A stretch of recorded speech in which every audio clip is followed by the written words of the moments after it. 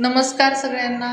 हा आपला ब्लॉग आज स्टार्ट झालेला आहे सकाळी 6 वाजता. आम्ही सगळ्यांनी मस्त सगळेजण फ्रेश वगैरे झालो आणि मग म्हणलं चला पहिले चहा वगैरे घ्यावा.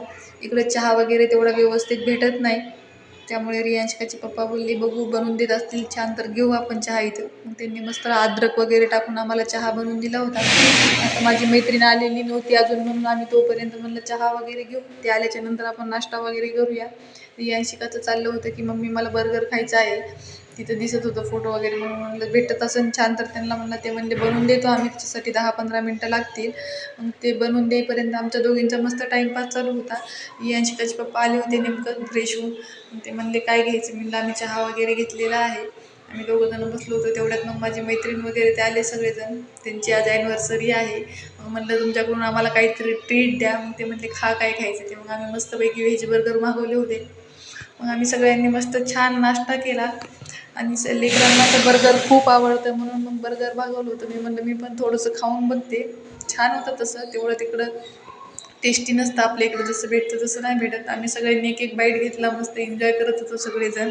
आणि मुलांना पण हौस वाटते, मुलांना तर बर्गर खूप आवडतं.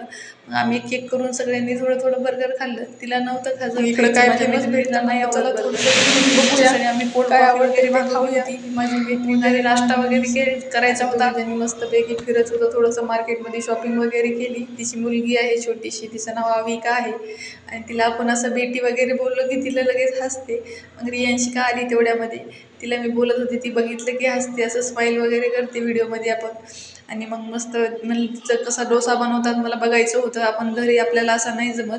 मग तिथलं ते कसा डोसा बनवतात थोडंसं शूट करावं म्हणलं, आपल्या व्हिडिओमध्ये टाकायला होईल म्हणून मी थोडंसं शूट वगैरे केलं होतं.